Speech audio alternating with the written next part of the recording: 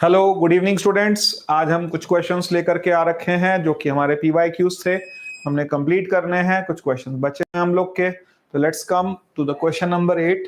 Question number 8 जो कहता है two trains A and B of length small n and 4L are traveling into a tunnel of length capital L in parallel tracks from opposite directions with velocities 108। अगर velocity 108 है तो उसको आपने metre पर second में convert कर दिया। Metre पर सेकंड में कन्वर्ट करेंगे तो 108 multiplied by 5/18 that will become 6 5 30 metres per second. और यहाँ पर कितना आ जाएगा, यहाँ वैल्यू मिलेगी हमारे पास 20 मीटर्स पर सेकंड। दो वेलोसिटीज आ गई अलग अलग, 30 मीटर पर सेकंड एंड 20 मीटर पर सेकंड।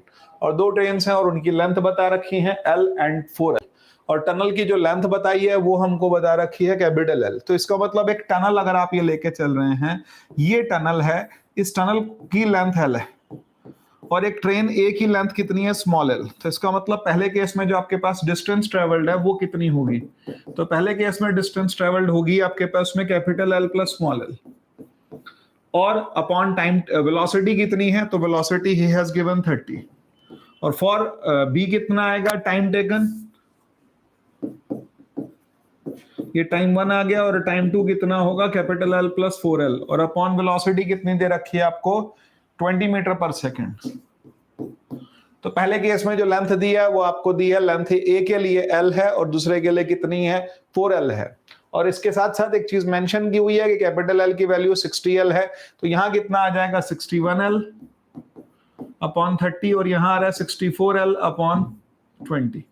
दोनों के टाइमिंग का जो डिफरेंस है वो कितना होगा, तो दोनों के टाइमिंग का जो डिफरेंस है, he has given time 30 seconds less. तो इसका मतलब सेकंड वाली जो ट्रेन है वो ज्यादा टाइम ले रही है, फर्स्ट वाली जो ट्रेन है वो कम टाइम ले रही है। और टाइम का डिफरेंस कितना दे रहा है, 64L अपॉन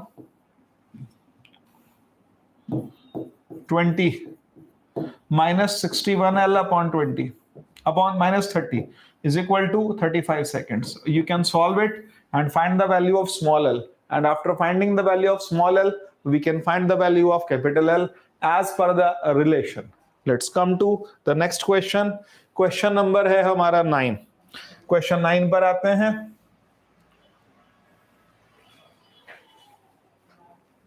Question 9 क्या कह रहा है, a passenger sitting in a train A moving at 90 km/h observes another train moving in the opposite direction for 8 seconds. If the velocity of train B is 54 km/h, the length of train B।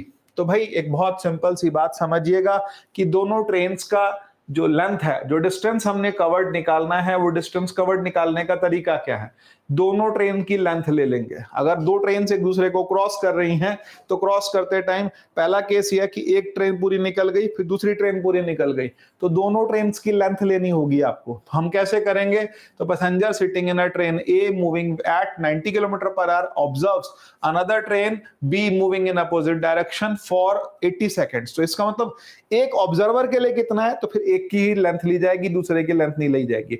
लेकिन अगर दोनों train ली जा रही हैं तो फिर दोनों trains को क्रॉस करने का टाइम है, तब दोनों का लेंथ ऐड होगा। लेकिन एक सिंगल पैसेंजर के लिए सिर्फ दूसरी जो ट्रेन है उसका लेंथ पता लगेगा। तो दूसरी लेंथ के लिए हमारे पास लेंथ कितनी है, पैसेंजर सिटिंग इन ट्रेन ए, तो लेंथ ऑफ बी कितनी होगी, लेंथ ऑफ बी को मान लिया मैंने L ले लिया, तो L डिवाइडेड बाय जो वेलोसिटी है, तो वेलोसिटी कितनी है, एक की 90 है और दूसरी की 54, तो 90 प्लस 54 हो गया आपके पास 144। क्योंकि ये अपोजिट डायरेक्शन में, अगर सेम डायरेक्शन में है तो हम वेलोसिटी सब्ट्रैक्ट करते हैं, अपोजिट डायरेक्शन में वेलोसिटीज जो होंगी वो ऐड होंगी, मल्टीप्लाइड बाय 5/18। तो जब हम 5/18 से मल्टीप्लाई करेंगे, 18 8 जा 144, 40 मीटर्स पर सेकेंड ये वेलोसिटी आ गई। तो length divided by velocity is equal to, time दिया है 8 second, length is coming 8 into, तो ये 3, यहां हमारे पास वैल्यू आ गई 320 metres. We can find the length 320 metres. I am coming to question number 9। Question 9 क्या कहता है, जरा वो बात भी समझ लेते हैं। क्वेश्चन नंबर 9 यहां क्या कह रहा है, जरा इसको ध्यान से समझते हैं। कहता है position time graph of two students A and B returning from school to their homes are shown in the figure. ठीक है, A lives closer to the school, B lives closer to the school, A takes lesser time to reach the home and A travels faster. तो यहाँ आपको जो time, जो आपको graph दिया है वो कौन सा दिया है, पोजीशन टाइम ग्राफ दिया हुआ। तो एक बात समझिएगा कि टाइम ज्यादा किसने लिया, ए ने या बी ने? तो भाई टाइम ज्यादा लिया ए ने, और डिस्टेंस किसकी ज्यादा है, बी की ज्यादा है। डिस्टेंस बी ने ज्यादा ट्रेवल करी है और टाइम जो है वो ए ने ज्यादा लिया है। तो इसका मतलब क्या हो गया कि ए लिव्स क्लोजर, नो। तो फिर ए लिव्स क्लोजर, ए की डिस्टेंस कम है, यस। तो पहला पार्ट ठीक है। बी लिव्स क्लोजर, नहीं भाई ये ठीक नहीं है। उसके बाद ए टेक्स लेसर टाइम, नो, ये भी गलत है। और ए ट्रेवल्स फास्टर देन बी, ये भी गलत है। तो इसका मतलब फिर हमारे पास ऑप्शन कौन सा आएगा, तो वो कहता है एक ऑप्शन और है ई, बी ट्रेवल्स फास्टर देन ए। भैया ठीक कह रहे हैं आप, तो इसका मतलब ऑप्शन आएंगे ए एंड ई ओनली। तो हमारे पास पार्ट क्लियर हो गया, ए और ई ओनली। तो ये हमारा क्वेश्चन था, question number 10। Let's come to the next question. अब हम क्वेश्चन नंबर 41 पर आ गए। इससे पहले 40 क्वेश्चन आपके हो चुके हैं। I am coming to question number 41। ठीक है, देखते हैं। A boy reaches the airport and finds that the escalator is not working. He walks up the stationary escalator in time t1. If he remains stationary on the moving escalator, then the escalator takes him in time t2. तो उसके बाद क्या कहता है, the time taken by him to walk up and the moving accelerator will be. तो दोनों के timing taken क्या होंगे, एक बार फिर समझ लेते हैं। एयरपोर्ट जाता है बंदा, finds that accelerator is not working. He क्या कह रहा है, walks up the एक्सेलेटर कितने टाइम में, t1 में, and then if he remains stationary on the escalator, then the escalator takes him in the time t2. The time taken by him to walk up on the moving escalator. तो इसका मतलब पहला case क्या है, अगर वो escalator पर जा रहा है तब का टाइम, और अगर वो मूविंग है तब का टाइम। दोनों केसेस में टाइमिंग कितने कितने हैं, तो बोलता है if he remain stationary on the escalator then the escalator takes him up in the time t2। और अगर वो स्टेशनरी पर चल रहा है तो टाइम कितना आ रहा है, t1। और the time taken by him to walk up on the moving escalator. तो इस चीज को पहले एक बार समझते हैं कि पहली बात यहां पर क्या है कि जब एस्केलेटर चल नहीं रहा तो ही वॉक्स अप, और उसके बाद में वॉकिंग में उसको टाइम कितना लग गया, t1 वॉकिंग का टाइम। और उसके बाद वो ये देख रहा है कि अगर वो स्टेशनरी खड़ा रहता है तब एस्केलेटर को टाइम कितना होगा, t2। अब वो कहता है एस्केलेटर चल भी रहा है और वो भी वॉक कर रहा है, तो दोनों वॉकिंग साथ साथ चल रही हैं, तब टाइम टेकन कितना होगा। तो भाई दोनों जो टाइमिंग होंगे, अगर उस दोनों का डिफरेंस हम लेकर के चलेंगे तभी हमारे को क्या मिलेगा, जो टोटल टाइम टेकन है। तो पहले केस में जो हमारे पास आ रहा था वो क्या कहता है, वॉकिंग अप का टाइम है t1 और एस्केलेटर का टाइमिंग कितना है, t2। तो इसका मतलब वॉकिंग तेज है और एस्केलेटर धीरे है, और वो दोनों साथ साथ हैं। तो हमारे पास जो टाइमिंग का डिफरेंस आ रहा है that is coming t2 minus t1। अब और आगे चलते हैं, क्योंकि वो दोनों सेम डायरेक्शन में चल रहे हैं। अब दोनों सेम डायरेक्शन में चलेंगे तो इसका मतलब जो रिलेटिव वेलोसिटी होगी वो माइनस होगी, रिलेटिव वेलोसिटी माइनस करके हम कैलकुलेट कर सकते हैं। नेक्स्ट क्वेश्चन पर आते हैं।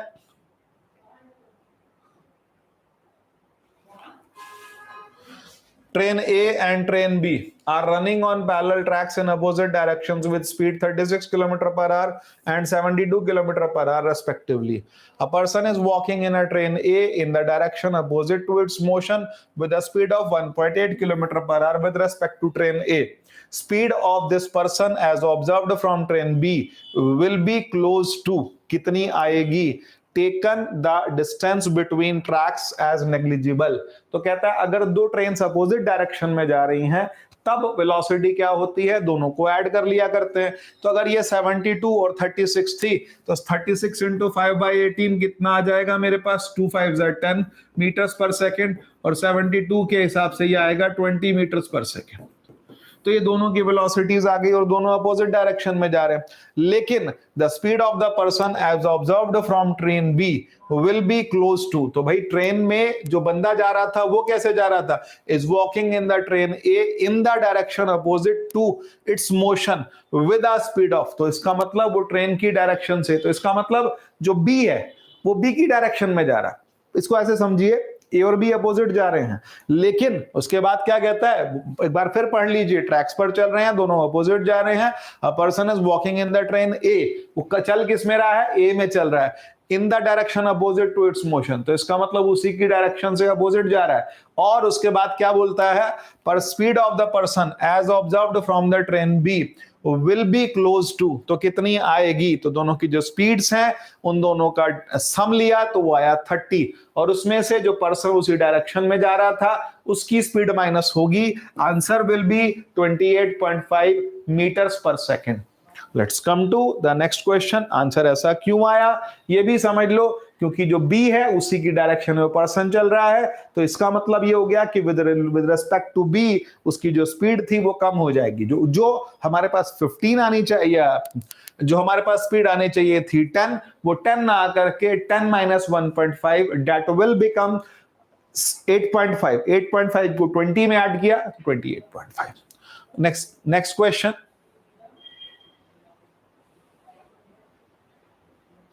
Next question, a passenger train of length, सब ट्रेन वाले क्वेश्चन है भाई। अब आप ये समझ लीजिए, ये सारे PYQs हैं, प्रीवियस ईयर क्वेश्चंस हैं आपके। A passenger train of length 60 metre travels at a speed of 80 km per hour. Another freight train of length 120 meter travels at the speed of 30 km per hour. The ratio of times taken by the passenger train to completely cross the freight train when, number one, they are moving in same direction, they are moving in opposite direction. When they are moving in same direction, उस case में क्या होगा और opposite में क्या होगा। देखो भाई, अगर आप सेम में जाएंगे तब भी और जब अपोजिट में जाएंगे तब भी, you have to cover the length equal to sum of both the length, दोनों की लेंथ के सम के बराबर। तो इसका मतलब लेंथ है कितनी कितनी, 60 और 120, तो दोनों की लेंथ का सम कितना आ गया, 180।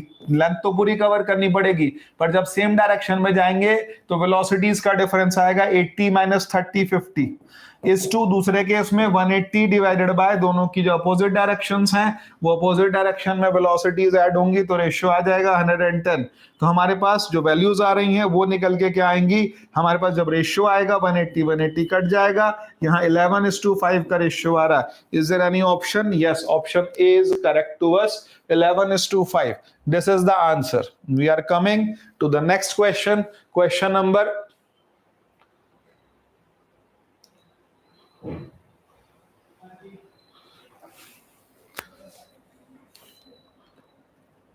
चलो जी, अब ट्रेन से हम बस पे आ गए। A car is standing 200 meters behind a bus, which is also at rest.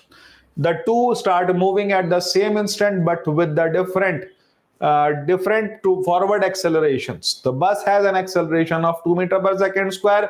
Car has an acceleration of 4 meters per second square. The car will catch up with the bus after the time. तो भाई दोनों के एक्सेलरेशंस बता रखे हैं, ये metre पर second square में होंगे, गलती पकड़ी गई।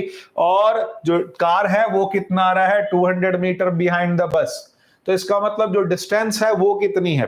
तो at the same instant both, दोनों जो है अलग अलग एक्सेलरेशन से चल रहे हैं, तो पहले का डिस्टेंस और दूसरे का डिस्टेंस, तो एक को जो टाइम मिल रहा है वो कितना मिल रहा है और दूसरे को, तो s = 0 plus half into acceleration 2 into t square.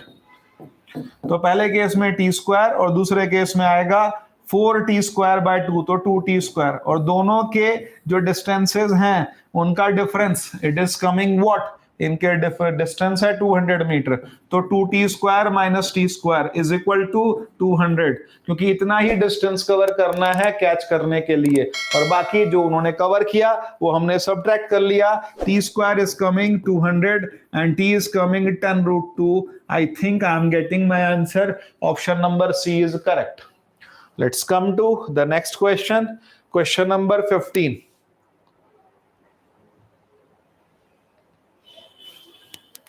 Question number 15. Escalator वाला question. A person climbs up the stalled accelerator in 60 seconds. If standing on the same but escalator running with a constant speed, he takes 40 seconds. How much time is taken by the person to walk up the moving escalator? तो इसका मतलब क्या है कि वो पहले कैसे जा रहा था, तो पहले जा रहा था कि वो रुका हुआ है, और रुका हुआ है तब कितना टाइम लग रहा है 60 सेकेंड्स। लेकिन जब एस्केलेटर क्या कर रहा है, running with a speed of 40, तो एस्केलेटर की स्पीड 40 बता रखी है। How much time is taken by the person to walk up the moving escalator. तो अब मूविंग एस्केलेटर के साथ में वो कितना टाइम लेगा, तो इसका मतलब दोनों सेम डायरेक्शन में जाएंगे। हम एक काम करते हैं, दोनों की वेलोसिटीज ले लेते हैं। एस्केलेटर की वेलोसिटी ले ली u, पर्सन की वेलोसिटी ले ली v। डिस्टेंस दोनों केस में सेम है, पर दोनों सेम डायरेक्शन में जा रहे हैं। तो पहला केस ये है कि अगर जो लेंथ l थी, तो पर्सन की वेलोसिटी मैंने v ली, तो पर्सन की वेलोसिटी के लिए मैंने लिख दिया v is equal to l/60। ये पहला केस हो गया। और दूसरा केस ये हो गया कि escalator running with a constant velocity takes 40 seconds. अब उस केस में क्या हो गया, u, तो u कितना आ गया l/40। अब केस क्या बनेगा मेरे पास में, मुझे करना क्या होगा इस क्वेश्चन के अंदर, how much time is taken by the person to walk up. तो इस केस में हमारे पे क्या करेंगे कि दोनों सेम डायरेक्शन में जा रहे हैं, तो इसका मतलब रिलेटिव वेलोसिटी क्या होगी, u माइनस v।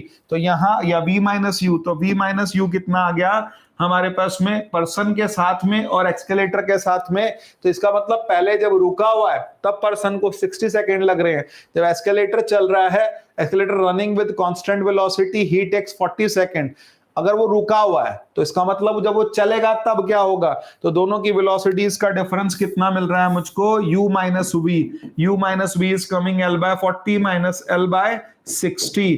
तो l/40 माइनस l/60 हमने एलसीएम ले लिया, it is coming 120 and it is coming 3 minus 2 that is 1। l/120 तो मेरे पास क्या आ गया, वेलोसिटीज का डिफरेंस आ गया। और डिस्टेंस कितनी है, डिस्टेंस दे रखी है हमारे को l। लेकिन अब हमारे को कैसे सॉल्व करना होगा, तो कहता है person standing on the same escalator running up with the constant velocity, he takes 40 second. तो अब यहाँ रुक करके 40 का आ रहा है, चल के कितना आ रहा है l/60। और अब उसके बाद क्या कहता है, how much time is taken by the person to walk up the moving escalator. तो इसका मतलब दोनों सेम डायरेक्शन में जा रहे हैं। तो अब हम क्या करेंगे, टाइम टेकन कितना होगा, तो टाइम टेकन होगा डिस्टेंस तो वही रहेगी, लेकिन जब दोनों सेम डायरेक्शन में जाएंगे तो वेलोसिटीज का डिफरेंस से जब आप डिवाइड करते हैं तो you can calculate the time. Let's come to the next question. Next question पर आते हैं।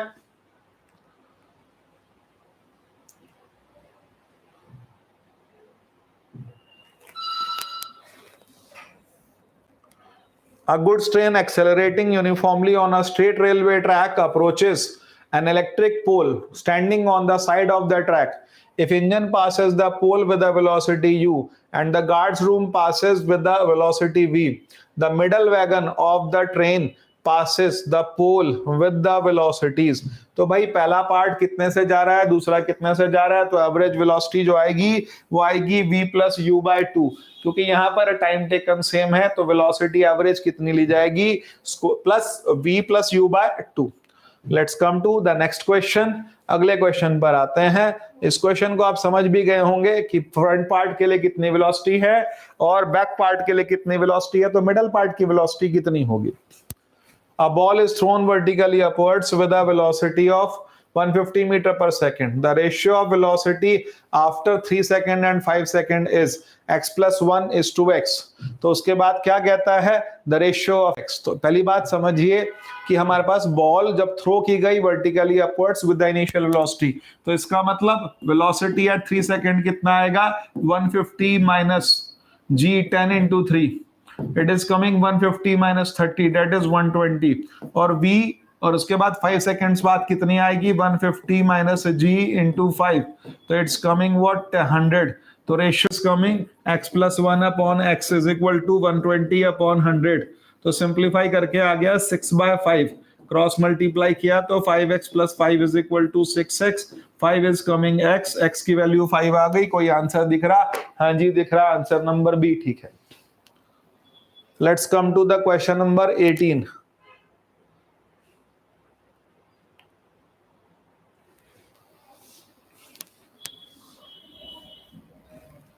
A tennis ball is dropped on the floor from a height of 9.8 meter.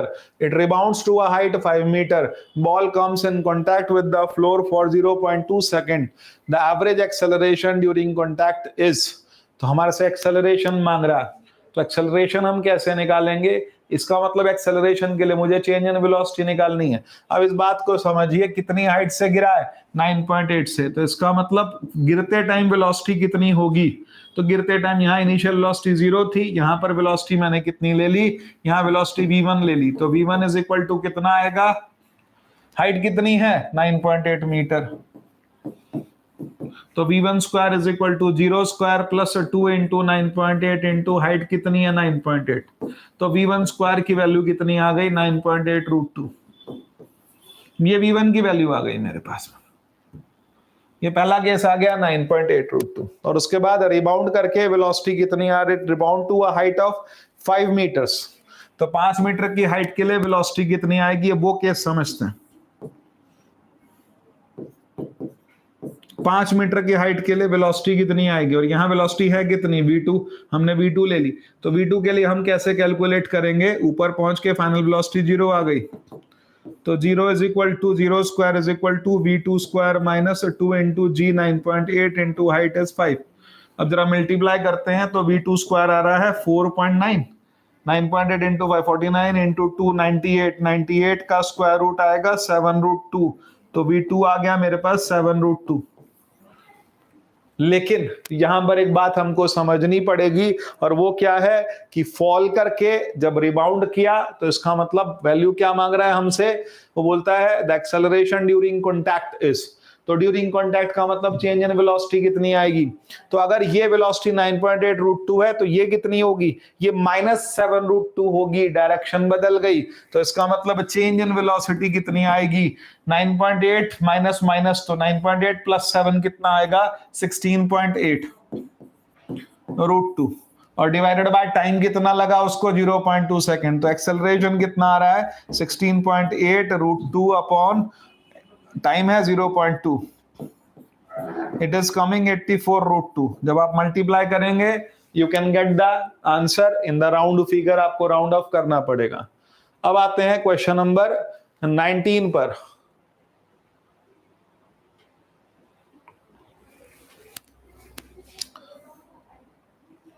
A ball is released from a height h. If t1 and t2 be the time required to complete first half and second half of the distance respectively, then choose the correct relationship between t1 and t2। तो बोलता है ball release की गई है height h से, और t1 and t2 first half और second half के आपके टाइम है, तो एक काम करते हैं, टोटल टाइम में से फर्स्ट हाफ को माइनस कर देंगे, सेकंड हाफ का टाइम मिल जाएगा। ध्यान से समझिएगा, फर्स्ट हाफ के लिए आपने क्या लिया, h/2 is equal to 0 plus half g t square, तो g कितना है 10/2 5, तो इसका मतलब h/10 is equal to t1 square, तो t1 आ गया स्क्वायर रूट ऑफ h/10। और उसके बाद दूसरा केस कितना है, टोटल टाइम कितना निकाल लूंगा, टोटल है h is equal to 0 plus g/2 into t square, तो टोटल टाइम से 5, तो h/5 is equal to t square, तो t कितना आ गया मेरे पास रूट h/5। अब दोनों का जो डिफरेंस आ रहा है वो कितना आ रहा है, t2 कितना आएगा t माइनस t1, तो t माइनस t1 कितना आ गया root h/5 minus square root of h/10, इसको सिंप्लीफाई कर लेंगे तो रूट h/10 कॉमन आ जाएगा, और मेरे पास वैल्यू मिलेगी कितनी, root 2 minus 1। Now I can calculate the ratio, तो t2 आ रहा है मेरे पास ये वैल्यू, और t1 आ रहा है रूट h/10, तो रेशियो कितना आ गया, t2 is equal to root 2 minus 1 times t1, तो इसका मतलब option D is correct. Let's come to the next question, question number 20, the last question of this. A juggler throws ball vertically upwards with the same initial velocity in air with some initial velocity in air. When the first ball reaches its highest point, he throws the next ball, assuming that juggler throws n balls per second। कितनी balls फेंक रहा है भाई, n balls, तो इसका मतलब क्या है, the maximum height the balls can reach is, तो इसका मतलब क्या है, जगलर फेंके चले जा रहा है, लेकिन वो कब फेंकता है, when the first ball reaches its highest position he throws the next, तो इसका मतलब एक हवा में थी, एक हाथ में आ रही थी, फिर उसने फेंकी, तो इसका मतलब आप ये मान के चलें कि जो हाइट आपको दी हुई है उस हाइट तक जाने के लिए हम इसको कैसे कैलकुलेशन में लेंगे जरा ध्यान से समझिएगा। बोलता juggler throws vertically upwards with some initial velocity in air when the first ball reaches its highest position. तो इसका मतलब हाईएस्ट पोजीशन के लिए आपके पास हाइट कितनी आ गई, h आ गई। उसने फेंका कितने से, u से, और यहां पहुंच के फाइनल वेलोसिटी कितनी आ गई है, 0। अब हम इसको थ्रो कैसे करेंगे जरा वो समझिए। n बॉल्स पर सेकेंड, तो इसका मतलब n बॉल्स पर सेकेंड का मतलब n बॉल्स के लिए जो टाइम है वो 1 सेकेंड है, तो 1 बॉल के लिए कितना होगा, 1/n सेकेंड। n बॉल्स के लिए अगर आपके पास टाइम है 1 सेकेंड, तो 1 बॉल के लिए कितना होगा, 1/n सेकेंड। टाइम हमने कितना कर दिया, 1/n सेकेंड। अब एक बॉल के लिए 1/n सेकेंड, तो कब फेंका उसने, जब दूसरी ऊपर पहुंच चुकी है। तो एक बॉल को ऊपर पहुंचने के लिए कितना टाइम लगेगा, तो बोलता है ही थ्रोज n बॉल्स फेंके चले जा रहा है, तो n बॉल्स पर सेकेंड के लिए, एक बॉल के लिए 1/n, तो 2 बॉल्स के लिए कितना होगा, क्योंकि 2 बॉल्स का जो टाइम का डिफरेंस है वो कितना आ रहा है, तो कहता है 2/n seconds.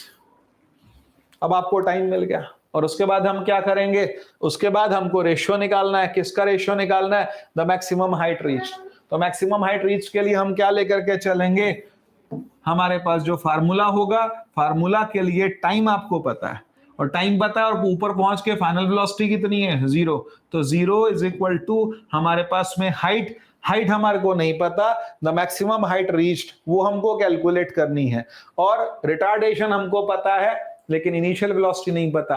Let's calculate initial velocity first. तो इनिशियल वेलोसिटी के लिए फाइनल वेलोसिटी 0 है, इनिशियल माइनस gt, तो g इंटू टी, तो t कितना आ रहा है, u कितना आ रहा है, g इंटू टी, तो u is coming g into हमारे पास कितनी बॉल फेंकी, फिर एक बार समझ लीजिए, n बॉल फेंकी है पर सेकेंड, और एक बॉल को, तो इसका मतलब एक बॉल हवा में है, एक हाथ में है, और एक फिर दोबारा वापस आएगी हाथ के अंदर।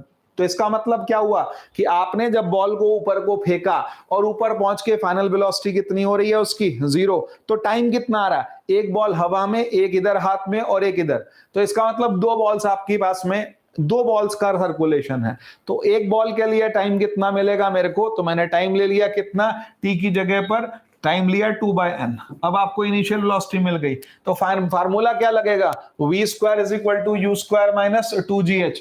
तो v स्क्वायर 0, इनिशियल वेलोसिटी कितनी आ गई, 2g/n का square minus 2g into h। जब आप इसको सिंप्लीफाई करेंगे n का स्क्वायर भी आएगा, your answer will B d, g/2n square.